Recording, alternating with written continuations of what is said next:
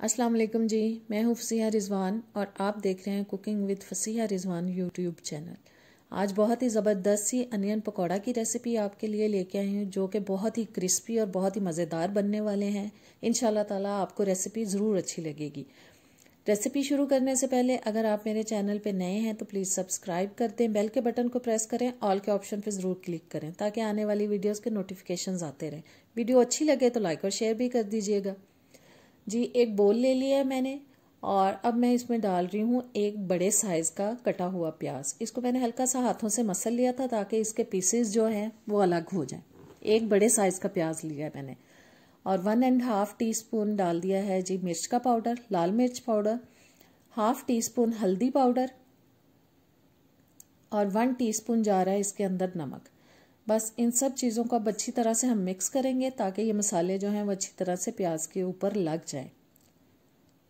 और ये देखें सब मसाले अच्छी तरह से मैंने मिक्स कर दिए हैं और प्याज को लग चुके हैं अच्छी तरह से। अब 5 से 6 मिनट के लिए मैं इसको रेस्ट दे रही हूँ ताकि अंदर जो इसके पानी है प्याज के वो निकल आए। और ये 5-6 मिनट के बाद अब मैं इसमें डाल रही हूँ 3 टेबल स्पून चावल का आटा, 4 टेबल स्पून मैंने ले लिया है बेसन, 1/2 टीस्पून गरम मसाला पाउडर, ये थोड़ा सा हरा धनिया, 1 टीस्पून जा रहा है जी कुटा हुआ सूखा धनिया, 1 टीस्पून कुटा हुआ ज़ीरा। ये मैंने 2 सब्ज़ मिर्चें लेके उनको बारीक काट लिया था। अब इन सब चीज़ों को हम अच्छी तरह से मिक्स करते हैं।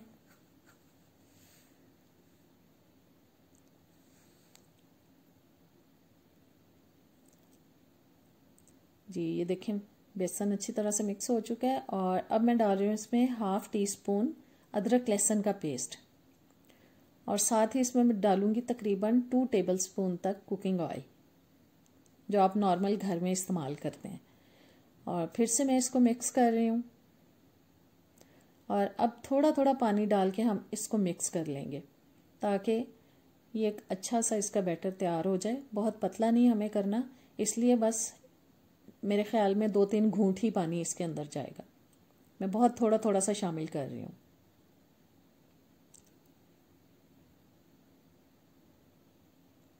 थोड़ा सा मैं और शामिल करूँगी और मेरे ख्याल में अब ये बिल्कुल तैयार हो चुका है जैसा कि हमें चाहिए। और ऑयल मैंने गर्म होने के लिए रख दिया है। ऑयल गर्म हो चुका है। अब मैं इसमें डाल रही हूँ जी पकौड़े।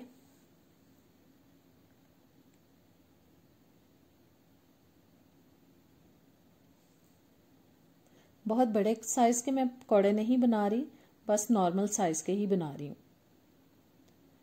देखें एक एक करके मैं डाल रही हूँ ताकि बहुत बड़े साइज़ में ना बन जाए पकौड़े। बस दरमियाने साइज़ के पकौड़े मैं डाल रही हूँ इसके अंदर। बस अब इसको हम पकाएंगे जी। एक साइड तकरीबन पक चुकी है थोड़ी सी और अब मैं इसकी साइड चेंज करा रही हूँ। बस अच्छा सा कलर आने तक हम इसको पकाएंगे ताकि मैंने आंच बहुत तेज़ नहीं रखी हुई, तकरीबन मीडियम आंच है और हमें इस तरह इसको पकाना है कि ये अंदर तक जो है वो पक जाएं, कच्चे ना रहें। ये अंदर तक पकेंगे तभी ये क्रिस्पी होंगे। और देखें जी पकौड़े तकरीबन रेडी हो चुके हैं और अब मैंने एक प्लेट में पेपर टॉवल बिछा लिया है और अब इनको हम उसमें निकाल रहे हैं ताकि जो एक्स्ट्रा ऑयल है इनके अंदर वो सारा टिश्यू के अंदर चला जाए और बहुत ही ड्राई से पकौड़े तैयार हो जाएं। और ये मज़ेदार से पकौड़े तैयार हो चुके हैं। बाकी के भी मैंने सारे फ्राई कर लिए हैं और ये देखें जी बहुत ही क्रिस्पी से और बहुत ही शानदार से पकौड़े तैयार हो चुके हैं। और उम्मीद है आपको आज की रेसिपी अच्छी लगी होगी। ज़रूर ट्राई करें और मुझे कमेंट्स में बताएं। वीडियो अच्छी लगी है तो इसको लाइक और शेयर कर दीजिए। अब नेक्स्ट वीडियो में मिलेंगे, तब तक के लिए इजाज़त। अल्लाह हाफ़िज़।